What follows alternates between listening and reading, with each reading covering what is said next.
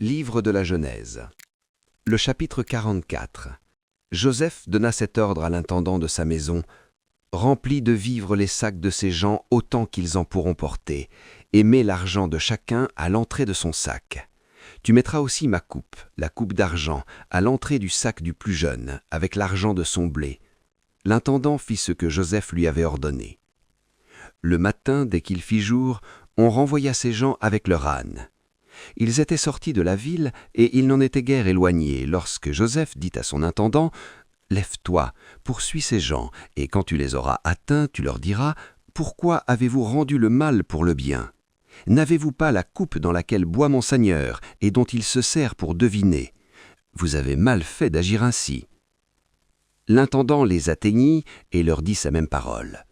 Ils lui répondirent: « Pourquoi mon Seigneur parle-t-il de la sorte? Dieu préserve tes serviteurs d'avoir commis une telle action. Voici, nous t'avons rapporté du pays de Canaan l'argent que nous avons trouvé à l'entrée de nos sacs.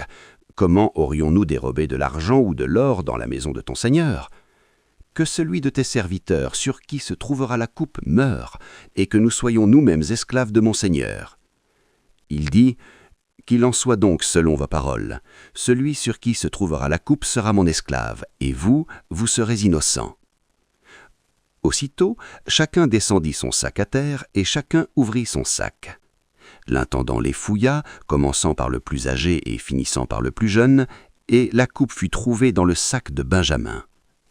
Ils déchirèrent leurs vêtements, chacun rechargea son âne, et ils retournèrent à la ville.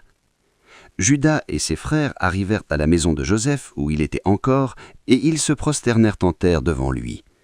Joseph leur dit: « Quelle action avez-vous faite? Ne savez-vous pas qu'un homme comme moi a le pouvoir de deviner? » Juda répondit: « Que dirons-nous à mon Seigneur? Comment parlerons-nous? Comment nous justifierons-nous? Dieu a trouvé l'iniquité de tes serviteurs. Nous voici esclaves de mon Seigneur, nous et celui sur qui s'est trouvée la coupe. » Et Joseph dit: « Dieu me garde de faire cela.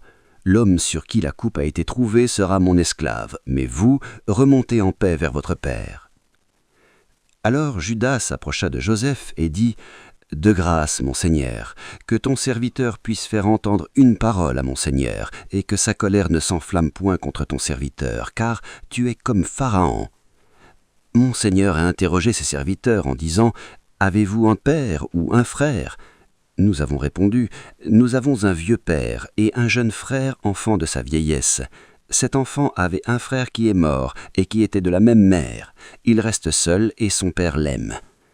Tu as dit à tes serviteurs: Faites-le descendre vers moi et que je le voie de mes propres yeux. » Nous avons répondu à mon Seigneur: « L'enfant ne peut pas quitter son père. S'il le quitte, son père mourra. » Tu as dit à tes serviteurs: « Si votre jeune frère ne descend pas avec vous, vous ne reverrez pas ma face. » Lorsque nous sommes remontés auprès de ton serviteur, mon père, nous lui avons rapporté les paroles de mon Seigneur.